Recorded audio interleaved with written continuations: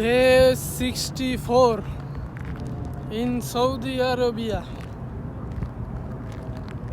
তো মাঝে মাঝে ভিডিও বানাই, মাঝে মাঝে ভিডিও বানাই না, যখন মন চায় বানাই।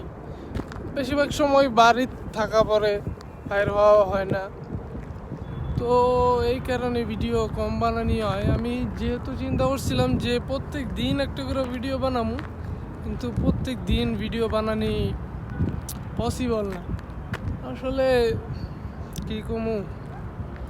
তো প্রথম যখন আইছি তখন মোটামুটি ভালোই ঠান্ডা ছিল। এই হয়তো এক সপ্তাহ ধরে হালকা পাতলা গরম পড়া শুরু হয়েছে।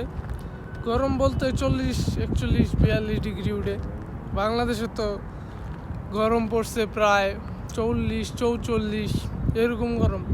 তো এতদিন গরম লাগে নাই, এই গত 1-2 দিন ধরে গরম পড়ছে। তো এই গরমটা একটু অন্যরকম গরম, যখন কখনো ফিল করি না এরকম গরম।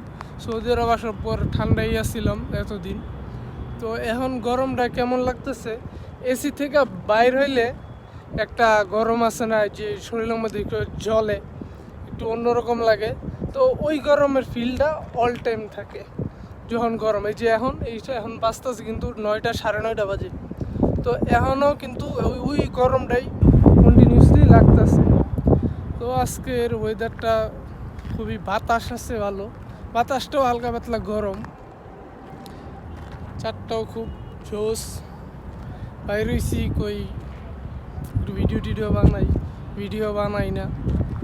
তো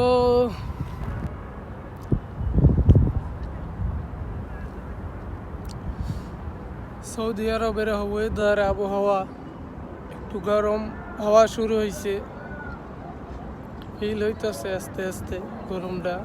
এই কতটুকু গরম পরে বাকিটা বোঝা যাইব। তো Day 64 সাইন অফ।